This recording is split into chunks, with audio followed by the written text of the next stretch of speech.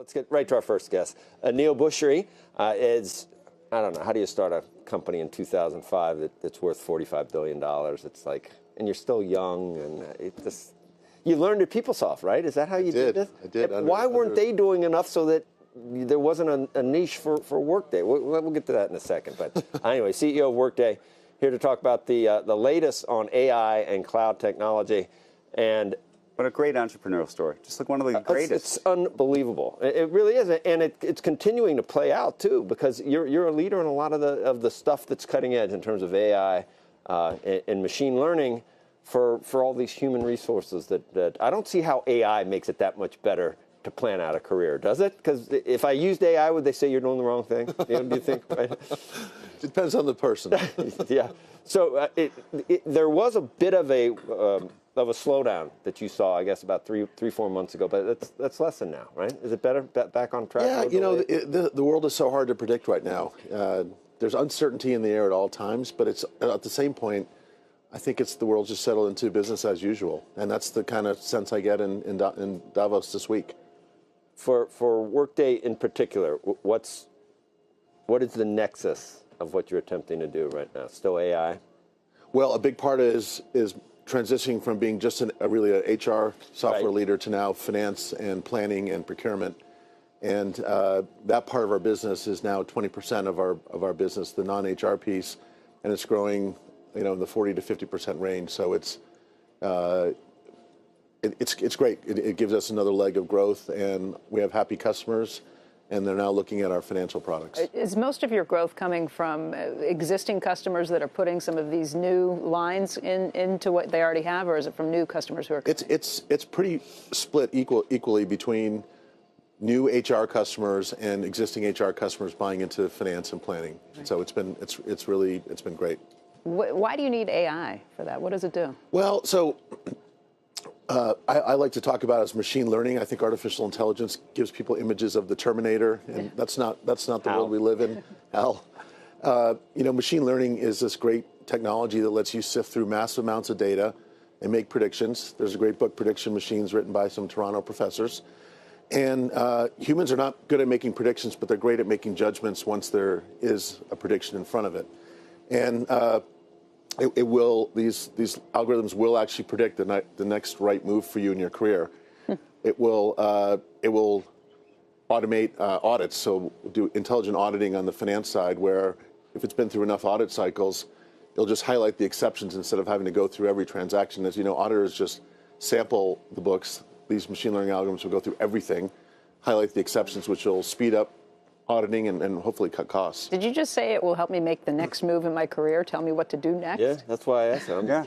I'm worried about plugging in numbers. Well, but you guys are already at the top. There's nowhere else to go. We're trying. Let me ask you a question about, so much of this AI and everything else you're doing is in the cloud, but one of the big issues in Silicon Valley is actually the power of these cloud providers, the AWSs, Google, Azure, et cetera.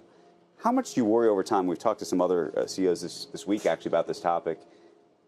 Worry about the cloud providers themselves trying to provide effectively your kinds of services in their own stack? You know, you always have to worry about new competition. We actually have all three. You rely on all three, so as customers and partners. Right. So Google and Amazon are actually customers as well as partners. But you ever see them becoming frenemies? You know, I think the applications that we're in, human resources and accounting, right. I will say welcome to the swamp. You need to know the HR and payroll rules in 190 countries, and that's not something that is easy to do.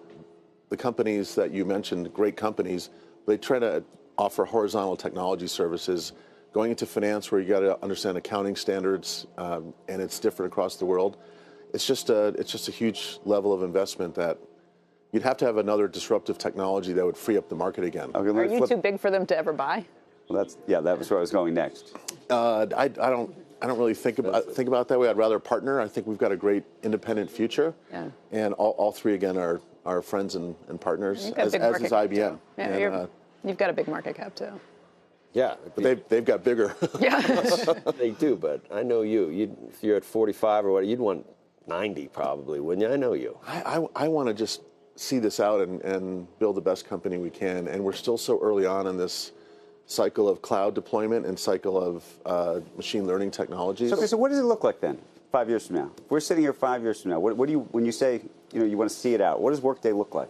I hope at that point that we are, one of the true ERP leaders, not just HR, but we've transitioned into finance, we've transitioned into procurement. We're more global than we are today, and in the HR world, I think the HR world for cloud is 20% penetrated. Finance might be 5% penetrated. So we got a huge early head start, but there's still tons of companies running on-premise technology. So I think the world is still, a lot of the world is still in front of us. When do your customers say, you know what, I'm going to wait till next year to do something? That happened earlier, right? What causes that? Business uncertainty, or is it optional? They don't need what you have. It just helps a little, or how do they make it? Every company needs an HR system and Right. a finance system. It's at what point does the old system just break down and they need to make a replacement? Do they want to do a transformation of their HR business? They want to run finance differently. I think that's on the agenda of almost every CEO here. It tends to be budget cycles. And is this the highest priority for this coming year? And uncertainty definitely has an impact. But these are necessities. You can't run a business without an HR system or a financial system. Who makes the old HR systems? Who are you displacing? SAP and Oracle. Yeah. And Oracle owns our previous company, PeopleSoft. So PeopleSoft is a good source of customers. I forgot that they did buy that. Yeah, that's true. Do you see? I was looking at, we're going to have Carmine on from EY, and I cannot believe the amount of blockchain initiatives in the private and public networks. I'm wondering, is that anything close to what you're doing? Do you even look at it, consider it? So I think blockchain's a technology looking for problems to solve. We actually found one to solve, which is credentials. And the idea is that an employee should be able to go from company to company and carry their credentials with them. What are their So job be on history? a public network rather than a private network? It'd still be on a private network, but it'd be captured by blockchain, which means it can't be edited by an outside source other than the original person. Is that your personal information? Is that reviews of you that would go from one company? It'd be whatever information you want to carry. And it's more the verification that I worked at this job for so many years that I have these. So people can't fake their LinkedIn account or whatever they're doing. No. These are that's the whole idea behind credentials, and it's working with companies like First Advantage and others that are doing background checks as well. So it gives the employee power over their data. Work with universities to actually make sure those diplomas are real. All this. That's Absolutely, smart too. absolutely. Aneel, So that's a good use of blockchain technology. Can I just ask you, you started off at the top. I mean, I know you said back in October you were seeing some delays. Is that still the case now? Or have things... Well, I got to be careful. We're in our quiet period. But I would say that we were worried that we were seeing delays in October. It did not pan out. We actually had a very strong Q3.